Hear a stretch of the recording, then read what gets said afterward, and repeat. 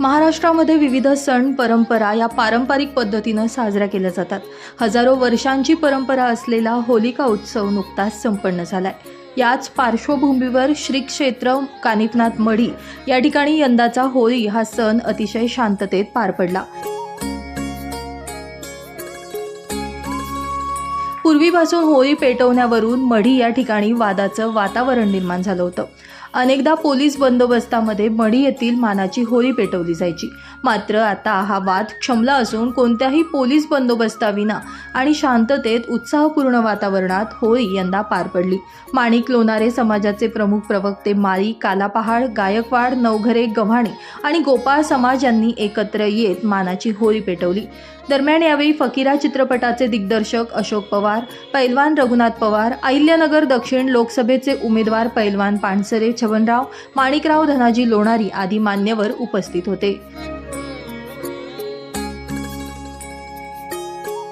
गोपाळ समाजाच्या चळवळीमध्ये गेल्या 40 वर्षापासून मी काम करतो आणि गोपाळ समाजाचं अस्तित्व, अस्मिता जेव्हा मला कुठेही दिसली नाही तेव्हा माझ्या मनाला फार दुःख झालं।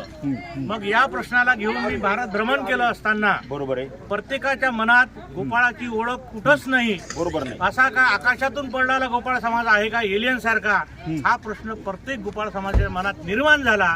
आणि त्या प्रश्नाला घेऊन मी या समाजात जन्म घेतला। या समाजाचं ऋण माझ्यावर आहे, म्हणून मी गोपाळाच्या अस्तित्वाचा शोध लावील अशा प्रकारे मी प्रतिज्ञा केली।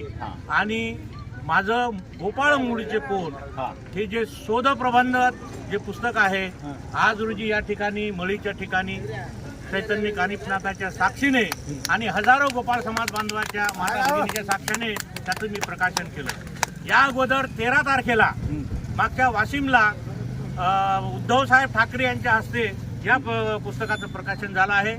परंतु त्यात मला समाधान वाटलं नाही, कारण आज इथं माझा गोपाळ समाज हजारोच्या संख्येनं यांच्यासाठी हे पुस्तक लिहिलं आहे, यांच्या अस्तित्वासाठी हे पुस्तक लिहिलं आहे।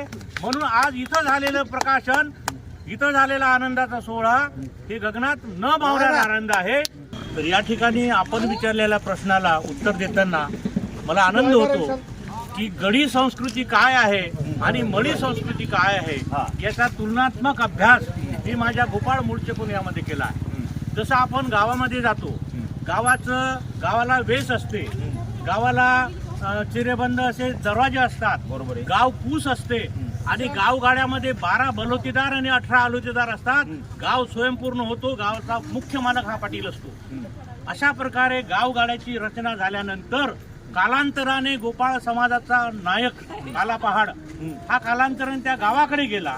त्यांना प्रस्ताव टाकला की आम्हाला सुद्धा या गावामध्ये प्रवेश द्या, परंतु गोपाळाला प्रवेश नाकारल्यामुळं गोपाळ समाजाच्या नायकाने कालापहाडाने या ठिकाणी 52 मळ्या तयार केल्या आणि नर्मदेपासून तुंगभद्रेपर्यंतचा कुंतल प्रदेश हे राज्य स्थापन केलं कालापहाडाने।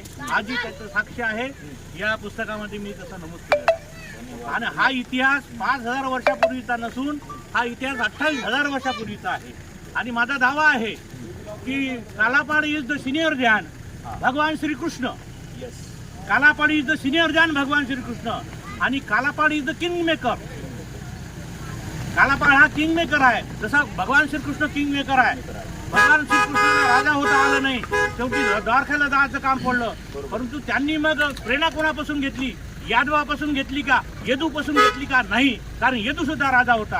ही प्रेरणा त्यांनी कालापहाडपासून घेतली असा माझा मी दावा केला आहे। आणि आम्ही छत्रपती शिवाजी महाराजांच्या मराठ्याचे पूर्वज आहोत, डॉक्टर बाबासाहेब आंबेडकरांच्या परास्त जनांचे आम्ही पूर्वज आहोत, हे मी दावा केला आहे। आम्ही गोपाळाचे गोपाळ राहिलो, आमच्यापासून शेतकरी वर्ग बनला, शेतकरीपासून कुणबी बनला, कुणबीपासून देशमुख बनला, देशमुखपासून राजपूत बनला। मात्र आम्ही गोपाळाचे गोपाळच का राहिलो? कारण आम्ही गायीवर प्रेम केलं, आम्ही गोप्रेम केलं।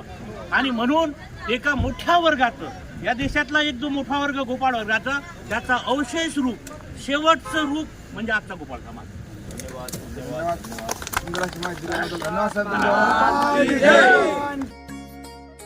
ब्युरो रिपोर्ट, न्यूज कंटिन्यू 24, मढी।